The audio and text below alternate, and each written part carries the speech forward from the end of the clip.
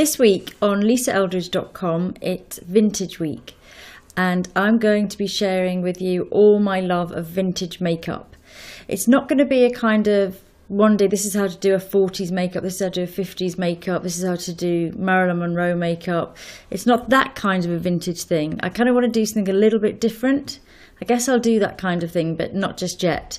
And this is going to be more about history of makeup and actual vintage makeup. And I'm going to do some quite experimental vintage makeovers. So it's very exciting and I'm very excited about it.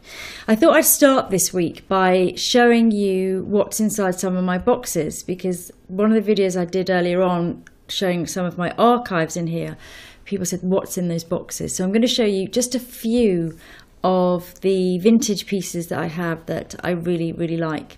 Now, I'm going to start with this one. This compact, it's not really a compact. We think this is probably pre-First World War.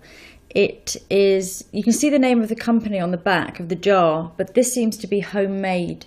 So this is a really early example of a powder compact. And there's also a little mirror been stuck on the bottom there, which is really sweet. But it's very, very sweet and very kind of homemade, really vintagey. And this would have been before the industrialization of makeup. So before you could go out and buy incredible powder compacts and things. This is somebody that obviously liked a bit of powder and wanted to make something really beautiful. So this is it was obviously very precious to someone, and that's a real favorite of mine. The other thing I love from, this is moving on a bit, this is about probably the early 30s.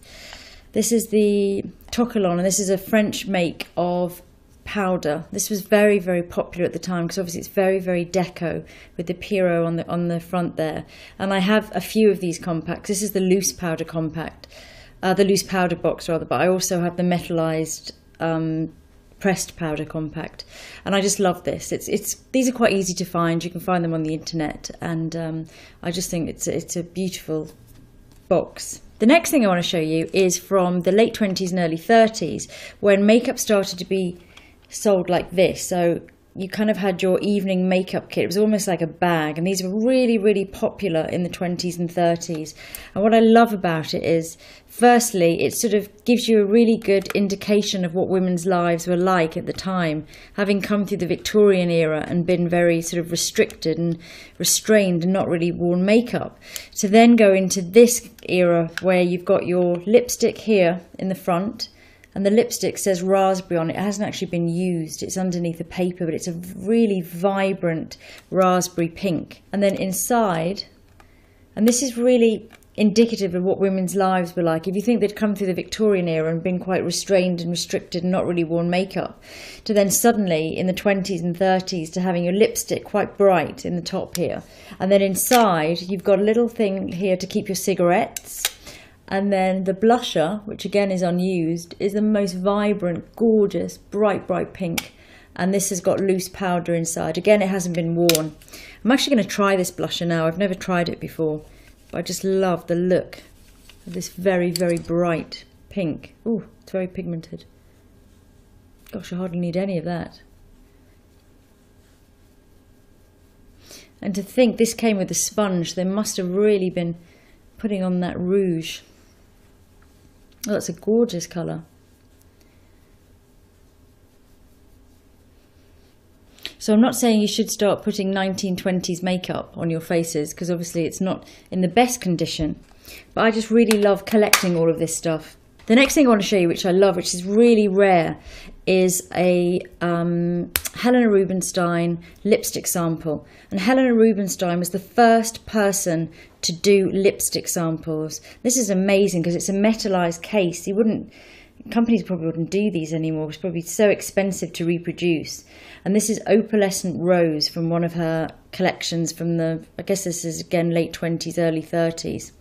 I'm also going to try this one on too.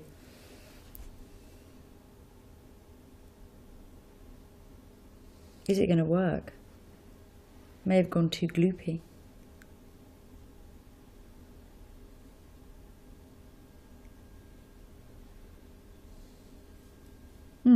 That's worked. As a stain, I didn't get much off. It's mainly gone hard.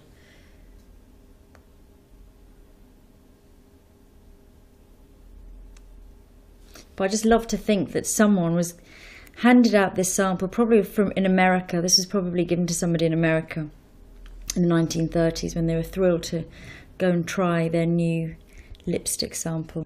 Now, I can't remember exactly what year these lipstick samples were launched, but I did read it in this book, and this is a really good resource if you're interested in the history of makeup. This is called War Paint, and it's by Lindy Woodhead, and it's the story of Helena Rubinstein and Elizabeth Arden and the bitter rivalry they had when they launched their companies. But it's a fantastic insight into the birth of the cosmetics industry, so that's a really good read. The next thing is this little thing, which looks kind of lethal, but when I first saw it, I couldn't figure out what it was in the beginning. And what it is, it's again from the 30s. You'd fill your powder into here and close this off, and then it's got like a little sort of ball bearing thing that goes down, and you sort of press it into your skin. So you keep that in your handbag. It looks like a lipstick, but you bring it out and you sneakily do a little bit of sneaky powder, so you're all nicely mattified.